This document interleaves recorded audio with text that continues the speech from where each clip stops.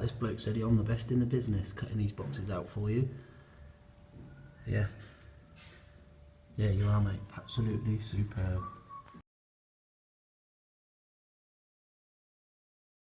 Morning guys, so you join me on another, it looks nice but it's horrible outside today, another day on the job. So I've got a load of second fixing to do today.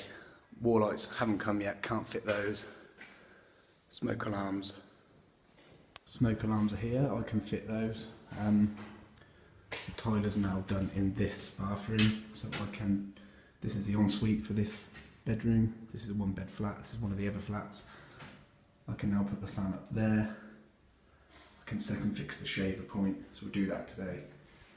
Do all these sockets, telephone point, sky points, sockets and stuff. So yeah, we're just going to work through that today, and then I'll do a nice little video on the way. For that, this bloke said I'm the best in the business cutting these boxes out for you. Yeah.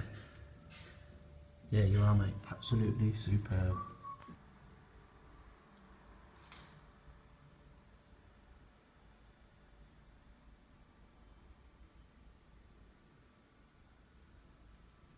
I've got to show you this. We've got a switch there, two-way lighting, which does some wall lights and some lights up there in the thing, and they built the stairway the wrong way. The landing should be there.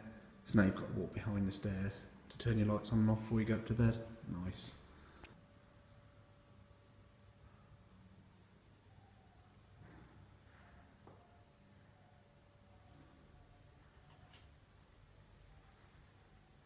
So I just thought I would show you what we are using.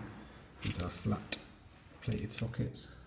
Screws go there, and then you can choose the colour of this. These click over and cover all the screws up, and you can choose what colour switches you want. So let's get them fitted. Just a little top tip. Anyway, look, my old mate used me pad saw and he broke the end off. So if you're going to be doing this sort of work, you are going to need a pad saw to open these out, because the dry liners think they're God and they can't even get them straight. So you will need a pad saw to cut these out. So get yourself one of them. And they're not expensive, £5. As these boxes are set deep in the walls, you get these screws which are only about 25mm long.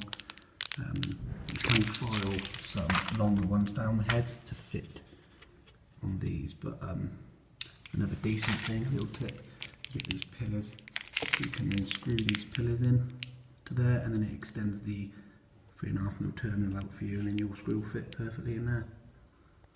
So that socket's now second fixed. You just get your little shiny faceplate, and it's got the two pressed edges either side, and make sure you just put these tabs at the bottom, because that's for removing when you want to take these back off. So literally put it on there and just click it on.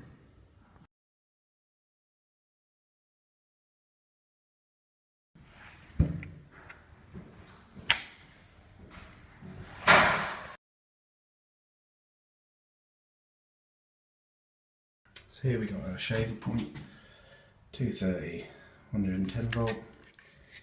You get a transformer in the back there for the voltage, live and neutral and earth terminal on the end there. And this supply comes off of the lighting feed, and this happens to be end of line, so we've only got one cable there, live, neutral and earth to connect in.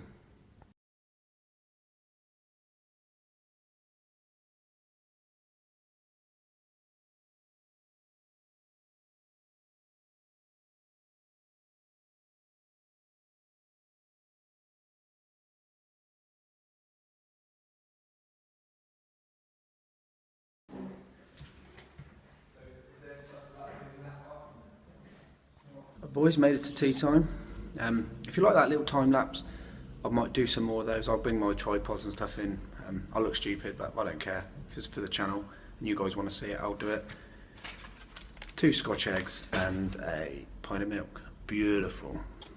Well, another thing I want to show you guys, I've got some downlighters cut here. 70mm holes for LED recessed downlights. I can't find the cables for life for me. I don't know where the dry liner, the insulation guys chucked them above. So I've got a nice little tool I want to show you now. Okay, this is made by Stanley inspection camera. Get all these little bits. Got an LED light on the end so you can see your cables above, so I'm going to show you this in action.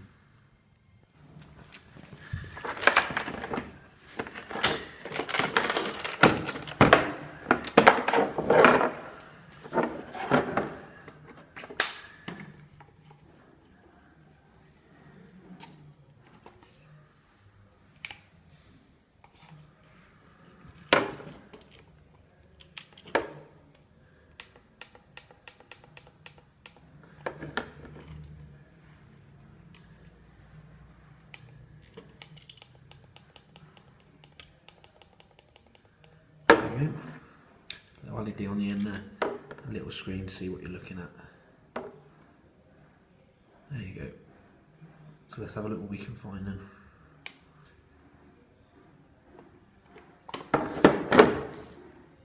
A quick view of the little camera in action. Turn it on. Pro, whatever you want to put it. And you can see. Let's get in position for you. There you go, there's a picture of the old ceiling up there, and then you can then do what you want and find the cables. I've managed to find three cables. 1, 2, 3. There's another one here to find. I can't find, so bloody dry liner has left it up here somewhere. I'm pretty peed off with this now. Right, I'm fitting M10 Aurora. These are very good lights. Beauty of these is you get a separate plug which you second fix on the cable. You can then do all your testing and then plug your light in afterwards. Downlighters are in. I'm literally waiting for a battery pack for this one. This one has a permanent feed to it. From the switch, take a 3-core up, switch wire, neutral and permanent feed up to your battery pack, and then you can have emergency light on that. When the power drops out, the battery kicks in and will light the stairs up. Got to drill 1, 2, 3 in there, but obviously got this floor, so we're going to have to build a tower up here. Wednesday probably, we'll do that Wednesday. And there's 2 of us, so we can get to these lights. We've got 2 of these because there's 2 flats like this to do. Everything else is second fixed, bar the wall lights as well, because we're waiting for those to come. There's one behind there. That's a switch view spur to do a dual fuel tower rail in here. Right guys, that's the end of the video. I think at Wednesday the SEB are coming out to rip these 2 meters out and give us 2 single phase meters for these 2 flats here, so then I can then connect these 2 supplies in and get them livened up, get all the flats tested, and we'll have power onto all 4 flats. So if you like it, if you like the video, give it a thumbs up, and I'll see you on the next job.